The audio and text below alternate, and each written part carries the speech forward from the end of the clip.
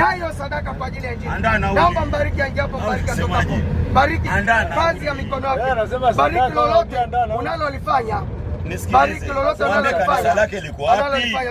Kama tunamjua hapa, wako watu wengi, makanisa kibao, ametoa kwa ajili ya kazi yake. Ataje kanisa lake liko wapi? Kwa ajili ya kazi yote mnayofanya anatuletea aweze kufanikiwa katika jina. Hiyo risk road. Support Injili. Leo umeakanyaga mjomba. Support Injili. Leo na nauli unatoa. Support Injili kwa sadaka na Mungu akubariki. Na nauli tutaenda kumtolea kondakta yule naye pale akapeleke kanisani. Sio wewe. Na nauli unatoa leo. Umeakanyaga. Kama ulikuwa unataka kwenda Mbezi, ungeomba lift. Leo umeakanyaga leo. Leo na nauli yetu unatoa. Akasema sadaka kwani hapo unakusudia tena? Sadaka tutampa kondakta yule pale, sio yeye. Tumpeleke kwa ajili gani? Yeye katubeba, yeye ana gari. Kamwombea kondakta. Kondakta ndo tumpe sadaka yule na dereva.